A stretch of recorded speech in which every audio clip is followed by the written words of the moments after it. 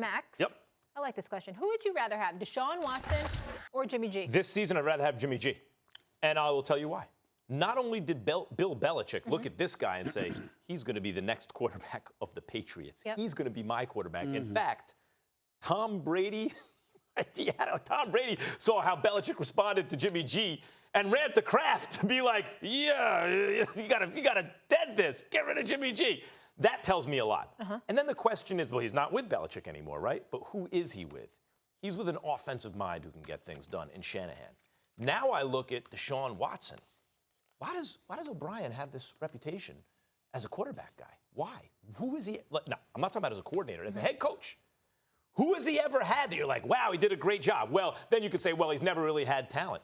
I don't know. Mike Zimmer, a defensive guy, took Case Keenum and made him fringy MVP last season. Yeah, what was Case Keenum doing with O'Brien? I'm asking the question. Deshaun Watson, now he has talent. How did Deshaun Watson look week one?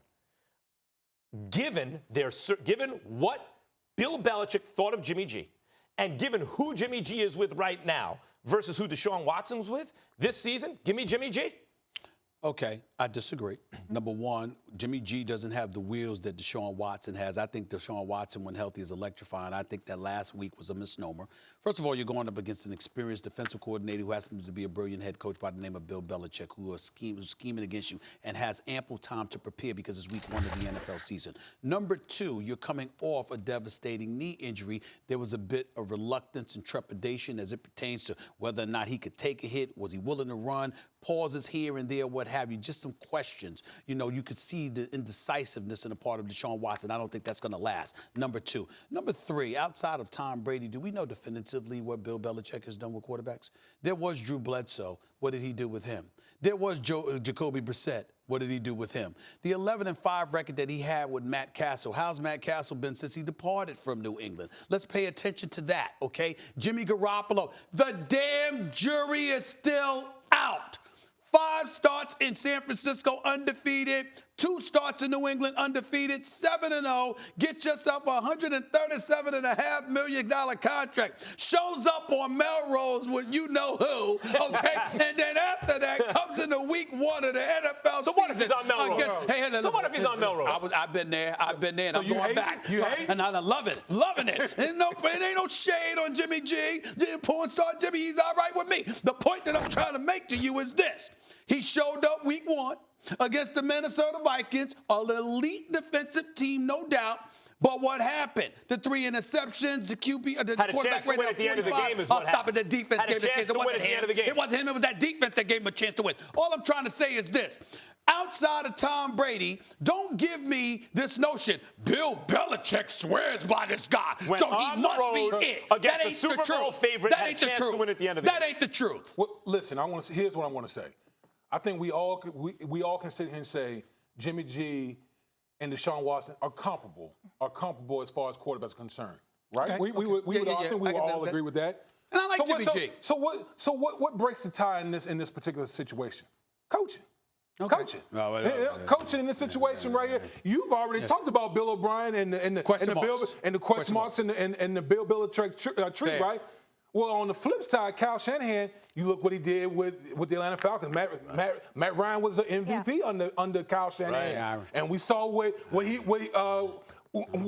looked like. Jimmy G looked like the last 5 games of the year, right? Right. 5-0 when they went 5-0. Okay, so listen, hold on. We're just going to ignore Kyle Shanahan in that Super Bowl, right? We're just going to ignore him in that Super Bowl, right? With a 25 They were in the Super Bowl. They were in the Super Bowl. I'm saying we're just going to ignore the 25-point lead in the Super Bowl, right? And that was blown. We're just going to ignore that? So listen, we all know that in football, coaching matters, okay?